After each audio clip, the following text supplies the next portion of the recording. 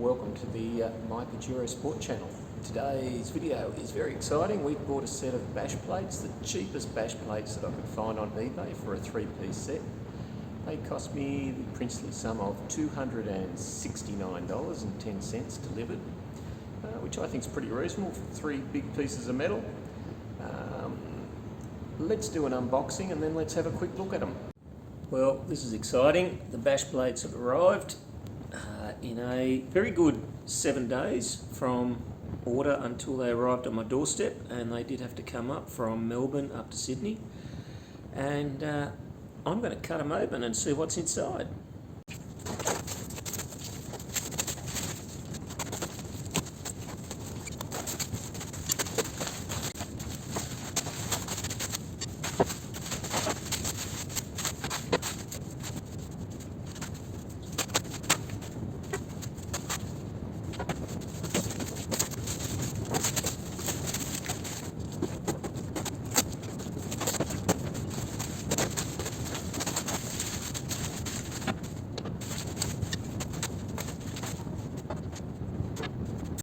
So what was in the box? First of all, there was some what appear to be M6 Allen head bolts, Allen key bolts. Anyway, they take an Allen key, and as usual, I just keep calling them the wrong thing. But yeah, M6 bolts, split washers, flat washers, for use where a fastener hasn't been supplied already fitted to the vehicle. You also get some instructions that tell you what's been supplied, and some rudimentary notes on how to go about fitting these bash plates. So that's helpful. The bash plates themselves, these have been powder coated in a grey finish, I guess you'd call it, battleship grey maybe, and they appear to be quite well made. All the edges, there's no sharp bits on them, they've been smoothed off. There's a nice little laser cut logo there on each of the panels. Powder coating, pretty reasonable. There's a couple of little chips and scratches here and there. There's one there, there's one up there, one there, just there. And yeah, in a couple of other places. You know, you could get carried away and give them a bit of a brush touch coating, but I guess if you're using the vehicle as it's supposed to be used, these are going to get scratched fairly quickly, which is why some people opt for stainless steel or even aluminium. These are 3mm mild steel. There seem to be lots of vents cut into them, so that's good, because some of the really cheap bash plates don't have vents in them, and this could cause overheating issues in a vehicle that has what quite possibly might be the world's smallest radiator for the job intended. Apart from that, what else can I say? Cheapest 3-piece set that I could find on eBay, and I think I paid $270 shipped, because there was a 10% off sale or a 15% off sale. And so far, I'm pretty happy with it. So we've already briefly discussed the quality of the product in the unboxing, and there are other things like the weight of the product. The front unit weighs just over 6 kilos. The middle unit, that weighs 5.2 kilos, and the transmission unit, we'll call it, it weighs more than 8 kilos, and I can't tell you better than that, because my scales only go to 8 kilos. So we're looking at 6.1, 5.2, so that's 11.3, and let's call it at least another 8, so that's 19.3, so they probably come in somewhere around the 20 to 22 kilo mark all up that you're going to add, and I would think that we're going to be only removing 1 or 2 kilos, so you can have let's call it a 20 kilo reduction in your load carrying capacity. The other thing about it is the cooling. That's the cooling inlet for the factory unit, and it is 296 square centimetres of opening. And you can see there is also an air dam in behind it, which forces the air to go up into the radiator and the intercooler rather than bypassing those units. Here on the Vonnies unit, it's obviously much smaller, and it's so much smaller it is 56 square centimetres. So 20% of what the original is. And so yeah, you are going to have somewhat of a reduction in airflow coming in through the underside. So if you're running a bull bar, if you're running spotlights which cover the main grille, then yeah, you're probably going to have a bit of a cooling problem at times, maybe in those long grinds going up hills, because you're simply not going to get enough air through the extremely undersized radiator that is fitted to these Pajero Sports. And that radiator is only 16 millimetres thick, which is just bizarre because a Mitsubishi Triton, which has exactly the same engine and pretty much the same grille, is, I believe, 29 millimetres thick. So why you would fit two different size radiators to pretty much the same car is beyond me. Even from the point of view of logistics and warehouse stocking, why wouldn't you just fit the same radiator to both units and give it the same part number? Crazy Mitsubishi, crazy. So what are we dealing with the Mitsubishi one? This bit here, the very front bit, it is approximately 1 millimetre thick tin plate, I would call it, and yep, it's not a crash bar at all. It's going to bend when it takes a hit. So I can understand why people change them. I am generally not one to do stuff like this, but in this case, so many people have said fit decent underbody protection, so I'm going to do it. The next bit here, that's plastic, and that bit of plastic runs all the way through to the rear cross member where the assuming the differential mount is. How hard is this to change? Well, I've put my car up on stands because I have them available to me. You could also run one wheel up on the gutter and you'd get under the car that way pretty easily, unless you're a big porker. And I could have even run my car up onto the ramp there that's in the dive slope down into the basement garage here. But it's a bit of a lake at the moment, where in Sydney here we're experiencing quite a lot of rain at the moment, and the poor buggers out west are being flooded. I'm not out west, I'm just near the city, and even we've copped a fair bit of rain, and often in rain, that dive slope down into the garage here becomes a, let's just say, a river. Thank goodness for 4,000 litre sumps and dual sump pumps. So what do we have to undo? Well, it looks like it's all 12mm bolts, and there's two right at the front. There's another two right at the back of the tin plate pan. There's another two just beyond the differential, and there's another two right up the back there on the rear cross member where the rear transmission mount is. Oh, and wait on, and I've just noticed there's another two halfway along there. Oh, and another two there. So what have we got? 2, 4, 6, 8, 10, 12 bolts to undo.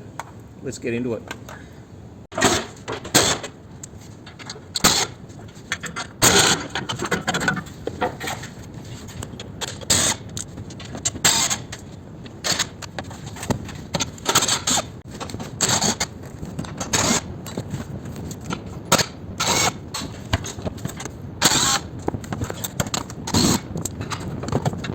So that's the unit pulled out, not too hard, not too heavy.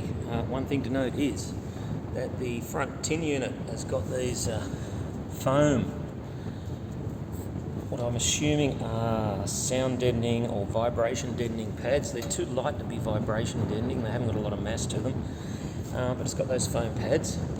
And then back along underneath where the transmission might be, you've got this also large foam, I call it, but it's not really. It's like a cotton. It's really like the doona on your bed. That's there under the transmission.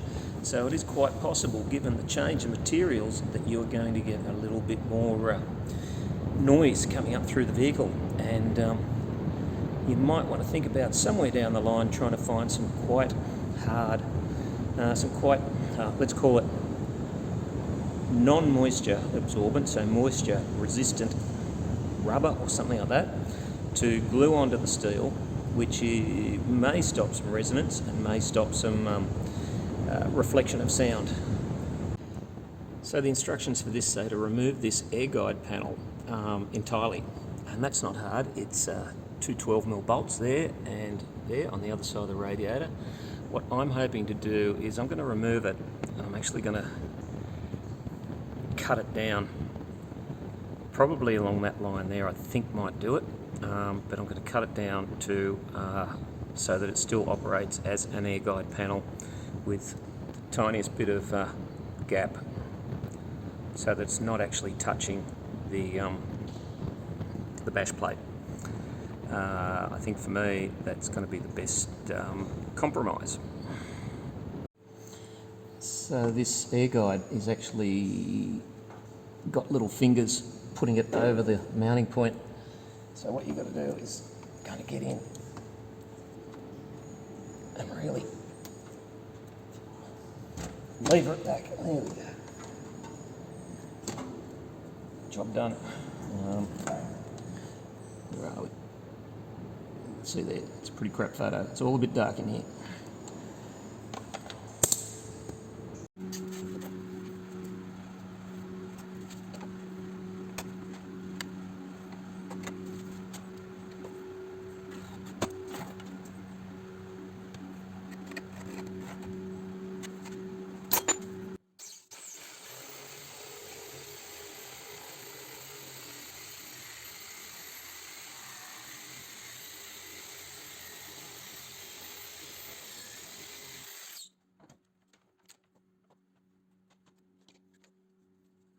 So that's about 10mm off the bottom, and yeah, it got a bit wonky at the end, but I don't think that's going to matter too much, and I don't think I've taken enough off, but you know, it's easier to take more off than it is to try and add it back. 10mm wasn't enough. I had to take another 10mm off it, and it fits pretty good now, so I'm happy with that.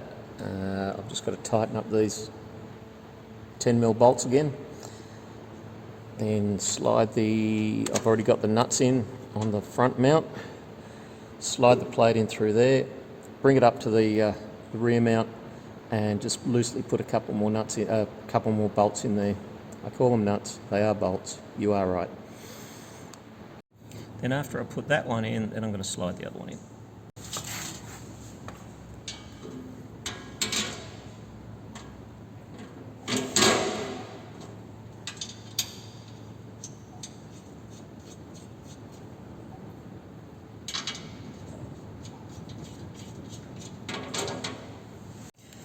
So the kit itself came with these, 4 of these dome head Allen key type bolts, and I am going to use them eventually, but just to get all this eyeballed up, I'm just using all the original fasteners, and then I'll work out which fastener head is most likely to get caught when you're sliding along with rocks or something like that, and I'll change it out for these dome heads. And I've also got a few extra dome heads floating around in the workshop, and I might even change those out too.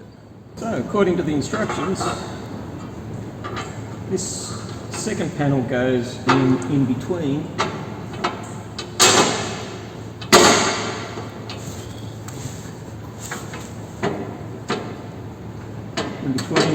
the chassis and the first panel, and it is a tight fit, so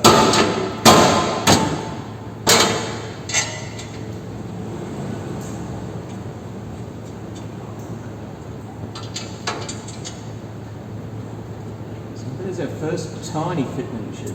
Is the length of the plate itself is just a little bit long, but I reckon that'll pull up, and that looks like a spot where I'm going to need a big washer there to just make it fit really nice, rather than rely on the head of the original fastener.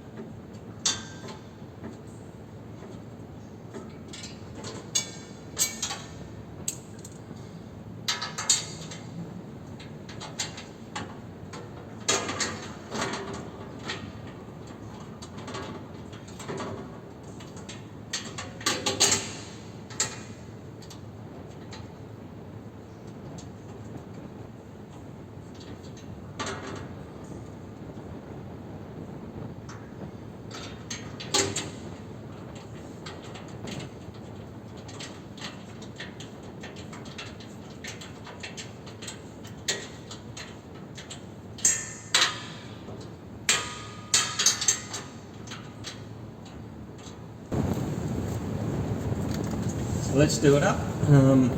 Yeah, I'm using my rattle gun. It's not a very high powered one, and I wouldn't give it too many agadogas.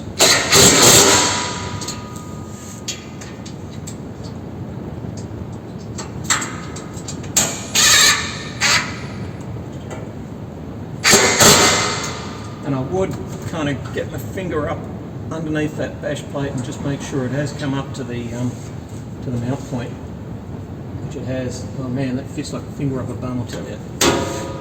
Nice one. So that's the first bit that I'd do up. Then I'd do up the back of the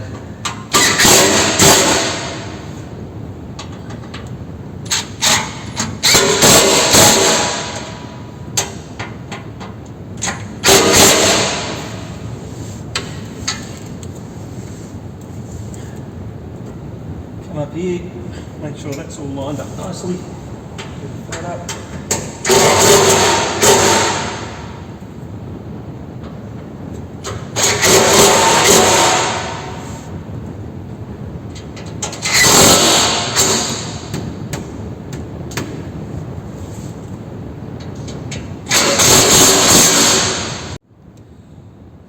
So that's it, job done. You will notice that I did take the time to get rid of all the original Mitsubishi bolts and replace them with Allen head bolts, or Allen key bolts, whatever you want to call them. All domed head. I just happen to have a stack of them lying around, the place where I do some casual work for. I throw them out by the score, and I, with the boss's permission, take lots of them and generally send them off to recycling. But that's a different channel, Bondi Scrapper, have a look. So yeah, I put a split washer on there, I put a flat washer on there, and one of the reasons for changing over to all the same is so that they're all the same size Allen key, rather than the poor whoever has to pull these bash plates off to service it, having to find multiple sockets and Allen keys and things like that. So there's that one. There's that one. As you can see, I used a bigger penny washer on that one just to cover up the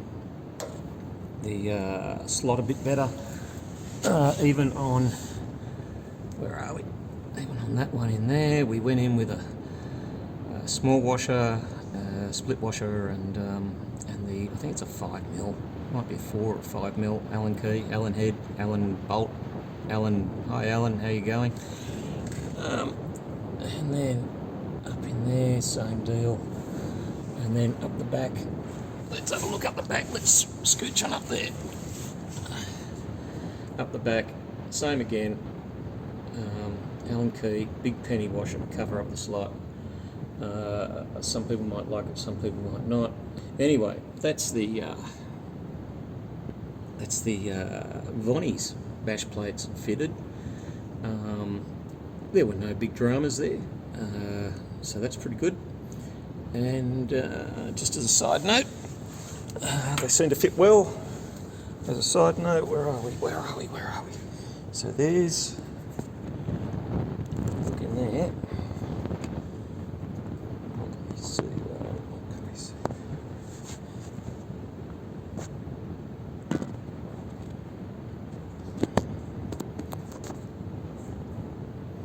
As you can see, the air guide is just touching. So if it was me, and if I was pulling this out again, I think if I pull it out again to do a service or something like that, I will probably cut a knife another 5mm off it. I don't really want it touching. So that's just a little bit of a heads up. So if you're doing this and you're going to retain that air guide, take 25, even 30mm off it, rather than 20mm that I took off it.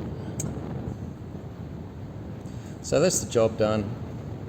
It's not a hard job. I think most people could do that if they've got the appropriate tools. You don't need a real lot of tools. A 12mm socket, a 10mm socket. You could even do it if you're patient with a ring and open ender or something like that. I think it's a 4mm, 5mm. It's a 5mm Allen key to put the new fasteners in that they supply. put it up on a curb. Wouldn't be the first time I've put two wheels up on a curb to do work under my car. Put it up on jacks. Don't just jack it up and climb under the car. The jack has a high chance of failure. And that's just silly work because we've got to work safe. I'd also recommend you wear safety glasses of some description because there will be dirt and grit coming down from the old under tray, and that'll get in your eye and that hurts. That's the job. Vonnies bash plates, $269.10 on eBay when they've got a 10% off sale. That's delivered to your door. It took about a week to come to my door. In terms of, let's say, finish, I'd give them an 8 out of 10 because there were a few little chips on the powder coat. In terms of fitment, I'd give them a 9.5, getting close to 10 out of 10. They did fit well. I thought it was a bit touch and go at the end. I'm not sure whether the fact that all these bits of metal are all touching onto the chassis and stuff like that is going to make a difference. I don't think so. In terms of cooling, well, we've discussed that. You're going to have an 80% reduction in cooling that's coming through the under tray. What else can I say? Look, I'm sure there's other negatives. I'm sure there's other positives. I guess the big positive is that if you're going to hit a big friggin' rock or something like that, you aren't going to damage your radiator or your air conditioning condenser. Is it the condenser or the evaporator? Can never remember. Or, for that matter, way up there, the intercooler. Although I'd be surprised if it got to the intercooler. Anyway, Vonnies dash plates. Hope you enjoyed the video. Hope you learned something from it. Hope it's going to make your decision to buy stuff for your Pajero Sport an easier one. Thanks for watching. I will see you in the next video. Bye.